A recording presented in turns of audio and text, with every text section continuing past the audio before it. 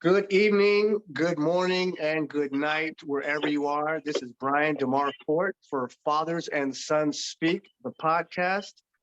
This week, we have another special guest for you. He's a brother of mine. I've known this man for a majority of my lifetime. I'm 44 years old, so we've got a lot of history behind us. There's just a little bit of, if you can see the video, just a little bit of gray in his beard finally. He's getting a little bit older. Um, a really good friend of mine. He's tolerated a lot of my bullshit during the days.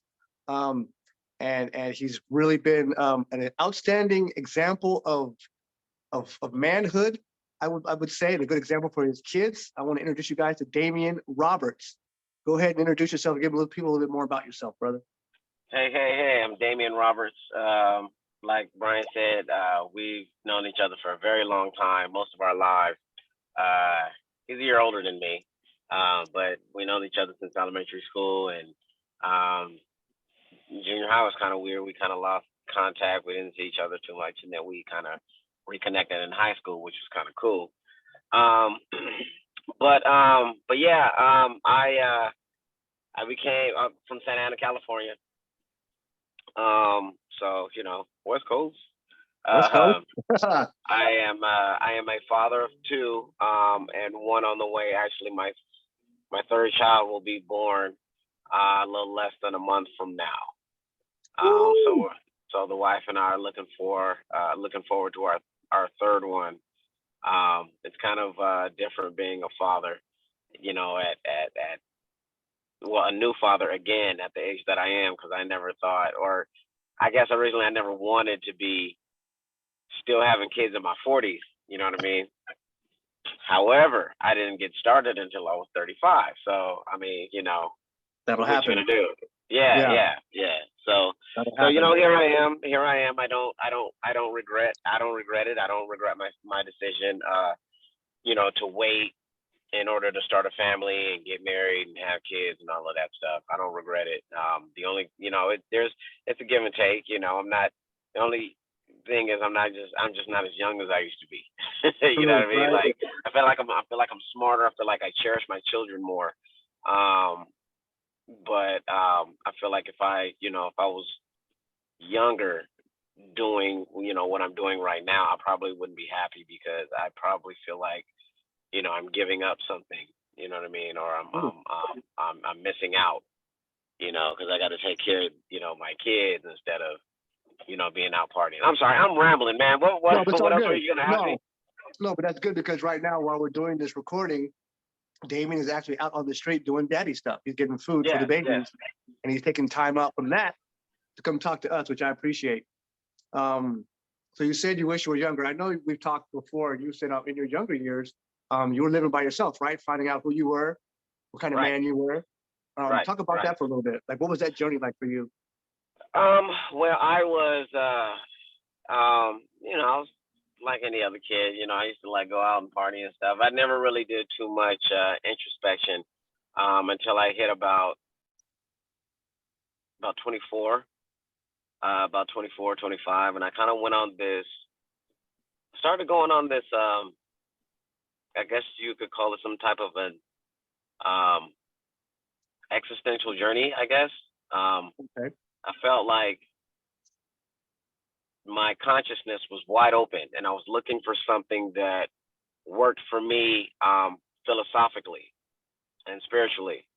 And I started. I was raised a Baptist Christian, and I was going through this thing, and I started. I picked up a book about like Chinese astrology, and I thought it was very, very interesting. But then the better at it I got, the more I realized the system that it's built upon is kind of complex. Like, yes, you have 12 animals, but the system itself is built on four different elements. So, in all actuality, you have 60 different kinds of animals instead of just 12, Hmm. because there's five different kinds of each animal. You know what I'm saying? Like, you can Yeah. be like, say, for instance, you're born the year of, I believe you were born the year of like the goat or the sheep. Sheep. And you have I'm not sure, you might have been born the year of the metal sheep. You know what I mean? 12 years later would have been the earth sheep. 12 years Okay. later would have been the fire sheep. You understand what I'm saying? So there's 12 Yeah. So animals, but there's Okay. like 60 different animals. You know what I mean? Right. There's And variation with each animal. yeah, yeah. So like the system is like it's really complex. So That I was like, oh, this is cool, but like I'm not sure, if this would work for me. And then I kind of branched off to numbers, just some kind of way. I kind of branched off to numbers, and I really did find something that works for me. So I refer to myself as an amateur numerologist. all right. That's You know what's what I up. mean? So I feel like that's part of my reason for even being here on this earth is um to share that with people, to share my gift with people. I don't feel like I'm talented in a lot of different ways, but this is something that I can do that not a lot of people can do. As a matter of fact, I still haven't really met anybody else in my casual life that's where I'm at when it comes to that kind of stuff. All right. Man, so you're one of a kind, or there's not many studying what you study. I like to think so. Let's switch gears a little bit and tell me about your father. So what's his story? The good, the bad, or the ugly? Which one, whatever versions you want to give me. Okay, well, I can, but I gotta ask like which one. See, because I was blessed enough to have a few dads growing up. You know Well, what I mean? let's So explore that. Let's explore that. So break it down for us that are listening. You said you have two. yeah, yeah. Well, I mean, I am the product of two people that have their own families. You understand what I'm saying? So I am the only product of both of my birth parents. They ended up marrying different people. So I was raised by my mom and my stepdad, but I've always had a relationship with my father, with my birth father. Known his family, like, um, I've always had a relationship with my dad. Like anything that I needed, I could ask my father. If I wanted to see him, there was never any issue, All right. growing up. So my So parents I'm blessed enough to have parents that even though they weren't apart, were mature enough in order to say, you know what, hey, we had this kid together. We got to do what we can. Like there was never anytime my mom wanted to go do something, or if I wanted to go see, my dad's side of the family, it was no issue at all. It was no all right. problem. I was always able to come over. So, I feel like that in itself influenced who I am and the way that I view parenthood. All right. So let's explore um the father figure you spent the most time with. Tell us about him. Oh, okay. So that was my dad, my stepdad. But I mean, him and my mom been married since I was 5 years old. So you know, that's that's my dad. But ex-marine, ex-military. Um, my older cousin, kind of he kind of had to endure the fresh out of the fresh out of the military guy. You know what I mean? Like that guy, Yeah. like super disciplined, and I jack you up if you don't do what you were told the first time and that kind of stuff. So he kind of caught like the short end of the stick on that. But after maybe like the second or third grade, my cousin was out, and I kind of got that. You know what I mean? So I got if you don't finish washing all the dishes, or if you don't do this, if you don't do that, I'm gonna come home and I'm gonna wake you up in the middle of the night, make you do this. So I caught that, but also, he's also the guy that you really want in your corner when it comes to negotiating. You know what I'm Mm, saying? Like, he's the guy that you want to take to, the mechanic with you if you don't know too much, or he's the guy that, if you're going car shopping or something, you want him, in the negotiator seat. He's that guy. right. You know what I Right. mean? You have the So, examples of when he's been a great negotiator on your behalf, or on you've seen it in action. he definitely did some real good, some hardcore negotiating for my mom. Like I use that as an example, but I remember when my mom bought the car that she had before the one that she has now. I remember they were telling me the story. They went in there and they were trying to give, long story short, man, they were trying to, say, hey, this is the price and it's set in stone and da da da. And he talked them down, man. He talked them down to what he wanted to pay, not what they wanted him to pay. So Right. I was like, I'm not a real good negotiator like that unless I'm trying to sell myself. You know what I'm saying? Like I'm not really a good salesperson. maybe that's why I look at him like that, because I'm not that guy, but he could do it. Like he could do it. Yeah, make But sure you bring him along. oh, absolutely, absolutely, he's the guy you want. So, what do you know about his upbringing? What do you think made him that way? Um, Not just in negotiation, but what you've seen him do in your everyday life as a parent, as a man. Like, what do you think brought him there? You know the story? hang on one second. See, that's been doing daddy stuff, y'all. For me? We're recording this live. Damien's doing daddy stuff, about to get this pizza. Yeah, yeah. I'm sorry, I'm in here chilling, but I really got to get this done. Get back to the kids so we can finish playing Nintendo before I give them a bath and send them to bed. That's good daddy stuff right there, y'all. Did you hear that? That's real life. Hey, real life. What dads are doing on a Wednesday afternoon, West Coast style. Get a pizza, some video games for the babies. Yep. So, I'm sorry, what was the question? We're talking about Pop's history, stepdad's history. Like, what do you think in his life made him the way he is? Principles and things. I don't know, man. I can't really say too much. Like he has some stories and stuff. They're all these wild, crazy stories. But he's from Mississippi. He's from the country. I'm just ordering. Yeah, he's from the country, man. So, I hear some crazy stories, but his stories are due to just them being out in the country, Biloxi, Mississippi. That's where he's from. You know what I mean? So like, country boy stories. Huh? Country boy stories, right? Yeah, country boy stories, man. The things they used to do, like, how they used to have fun. You know what I mean? When they were teenagers, they used to, be out there with girls. So can I have let me have an extra most asbestos? Yeah, and that's it. It is about 10. Real life dad duties. Okay. Real life dad duties. Men are out here getting it in. Got it. Mm-hmm. There you go. We'll take the time to pause for 1 second to bring you our sponsors. This particular episode is brought to you by some fruit. I'm over here eating some blueberries, drinking some ginger lemon tea, trying to be healthy for the life, y'all. That's interesting how you say Heather. The military man. We had a military man son on for a previous episode. Thanks so much. You guys go back and check that out. The Rich Trevino interview. Gotta come back in about 10 minutes. Man. But back to Damian. Yes. Back. So anyway, he grew up in the country, man. So, I hear the stories about, him and his brothers been out there messing with these different girls, and they be out, in the country trying to, talk to these other girls over here, come to find out these are their cousins, so you got to back up off of them, that kind of stuff. Yeah. But I don't know, like, I don't know.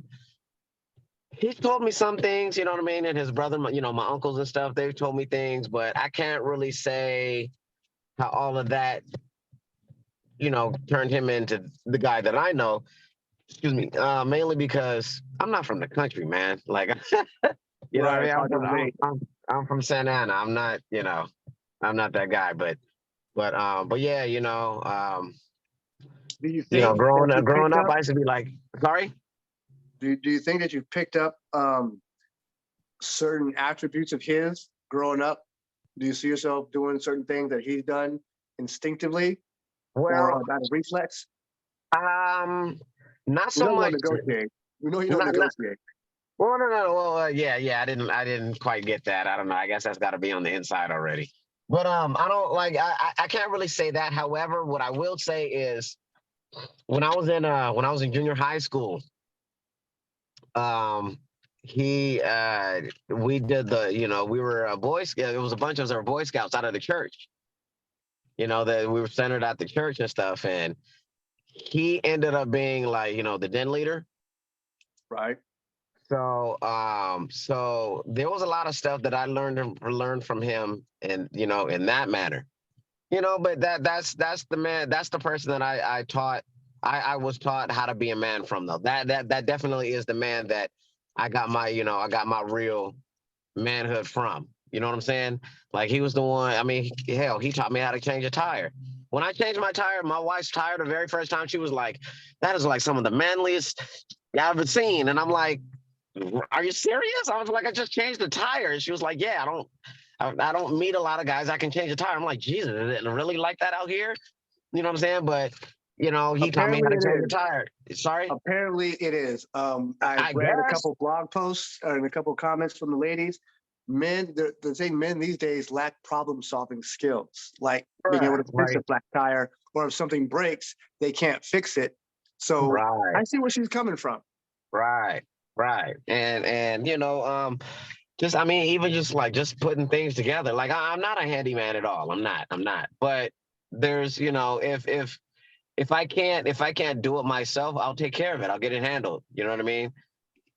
That's problem That, solving. I mean that is problem solving. You know what I mean? The man taught me how to organize thing and clean properly. That's one thing that I did that I do think that he got from the military that I got from him is space organization, space management. I'm really good at space management. That's what's up. I wish My I look, was look, blessed with space management. look with when it's dinner time, I shock and amaze my wife at how I can make things fit. She's like, "You been to space?" Yes, I did.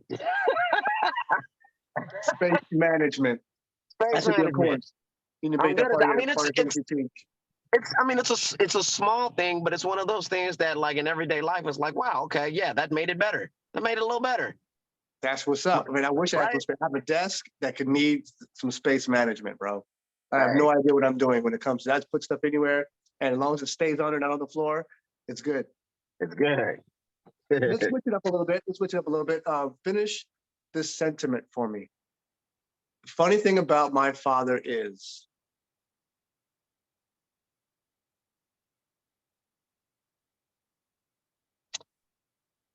uh, Let me think a good one. Let me think of a good one. Um,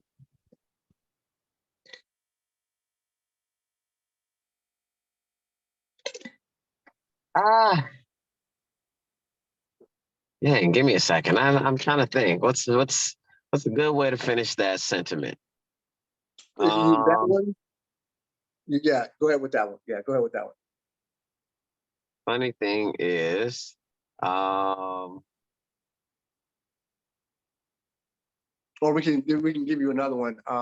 yeah, yeah, try One that. thing, We'll come back. one thing about my dad is One thing about my dad is, um,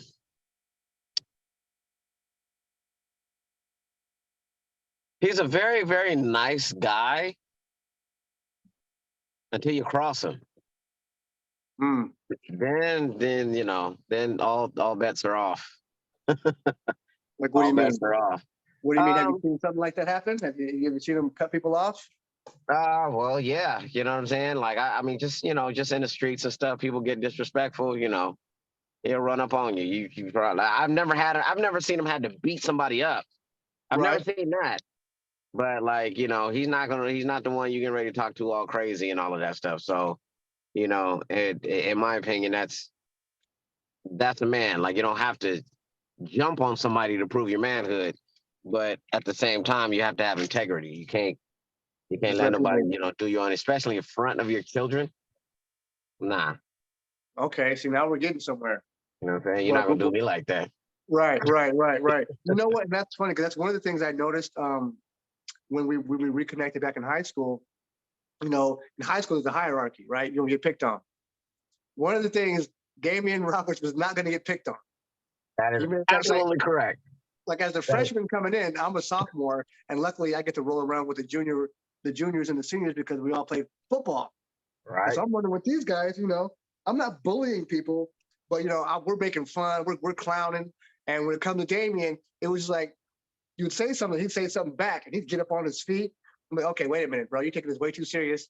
And we move on because for one thing, you were just not going to talk to Damien any kind of way. And I thought that was admirable. I'm like, nah, this dude is underclassmen, but that matters not. And you know what? You know what that comes from? Let me explain something. When I was in junior high, elementary school and junior high, I didn't have a lot of friends. You know what I mean? Like I didn't fit in. I was always different. You know what I mean? Let alone being, one of the only black kids, but I was always like different. You know what I mean? Like I didn't have a lot. I wasn't one of the popular kids. I never was. Okay. However, my best friends were my two cousins, my cousin on my mom's side, my cousin on my dad's side. The three of us were born the same year. Okay. So those were my best friends, from the crib, literally. Literally. And since I didn't have a whole lot of friends in junior high and in elementary school and junior high, when I got to high school, I got to go to school with my best friends finally. So I had a built-in clique. So I didn't care about fitting in. I didn't care about having friends. I didn't care about none of that. But we were still like, not big dudes. So we were always on the defense. You know what I mean? Or the bigger guy, we were always on the defense. So, I still get people to this day that be like, dang, back in the day, y'all were mean. And I tell them all the time, look, if we were mean, I apologize for that. But you got to understand, we were always in defense mode. Like we had to be. We had to be like a little. The wolves was out, man. You have to. That's what it was. We were a little pack. We about to get clowned, picked on, shoved into a trash can. We dumped one of the biggest dudes that was a senior in the dumpster. That was hilarious. For some reason, we just got him, and he tried to fight us up, but there's too many. Someone grabbed the foot, picked him up, dumped him off. You can't do it.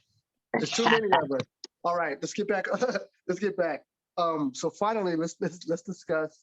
Oh man, I can't believe we dumped that dude like that. I feel so bad.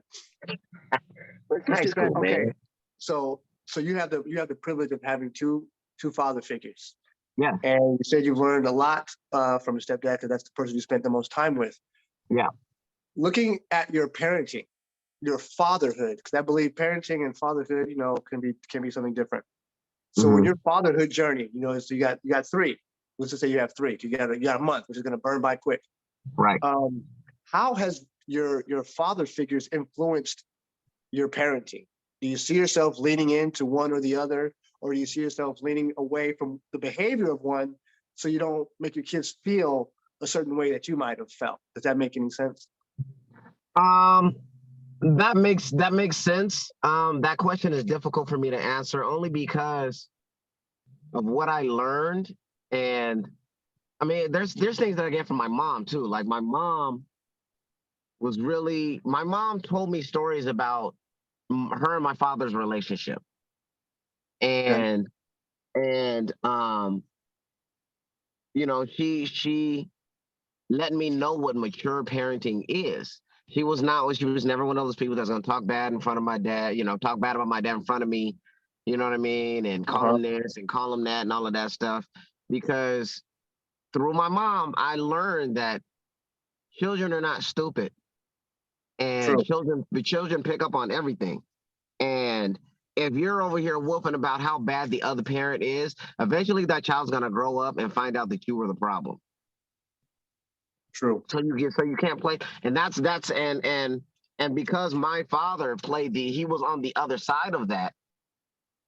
I learned what mature parenting is. Okay.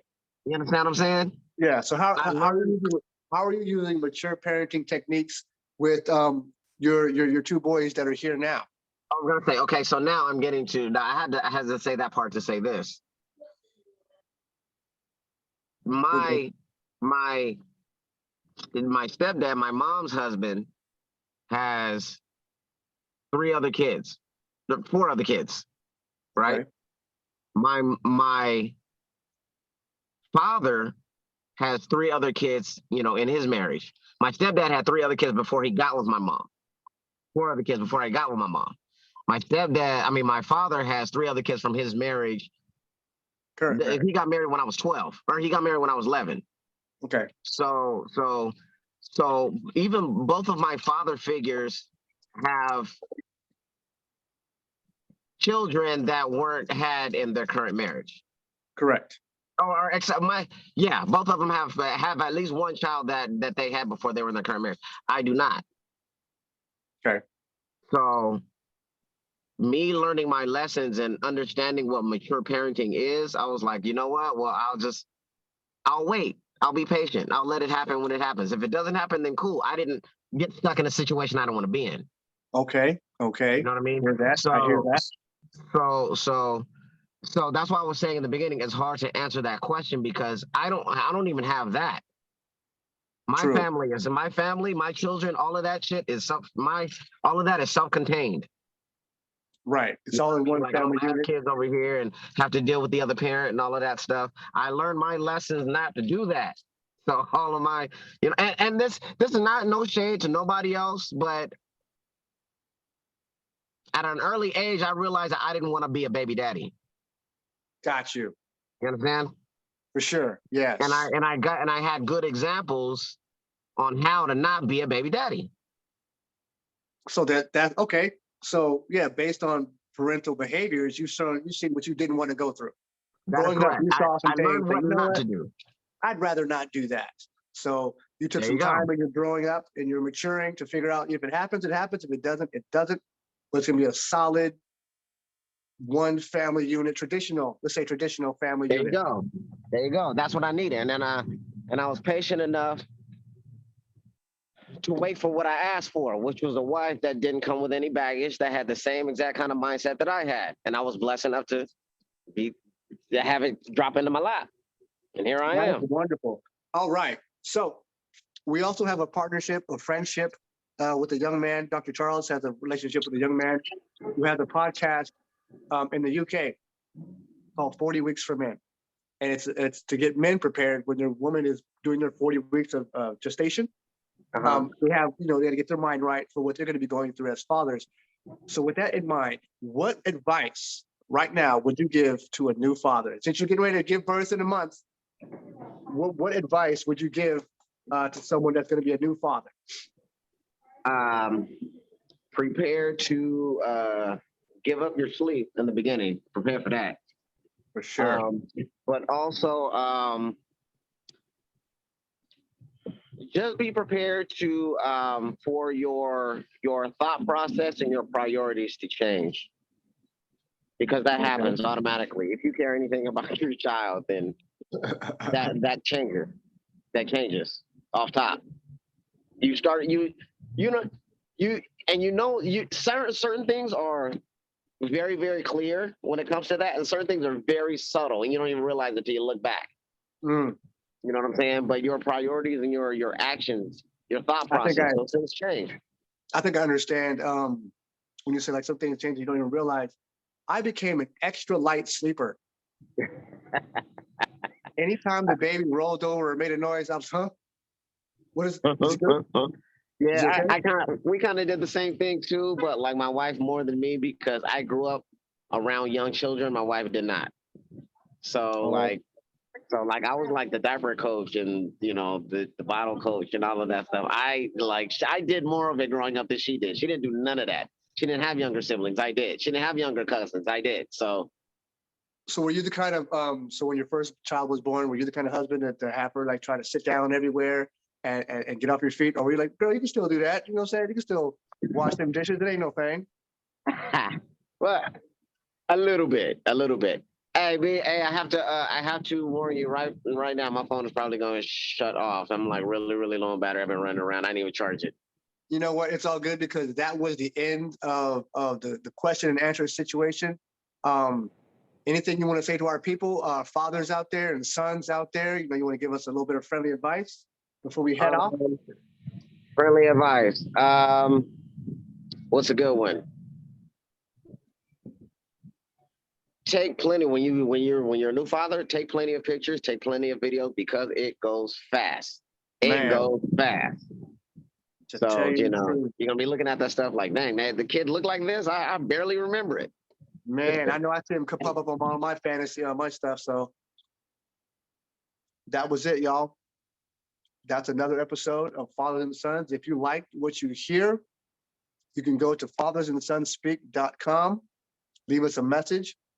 If you want to support the movement to create safe space for fathers to tell their story, there's a donation button on the Fathers and Sons Speak website. All donations are appreciated. There's merchandise you can purchase.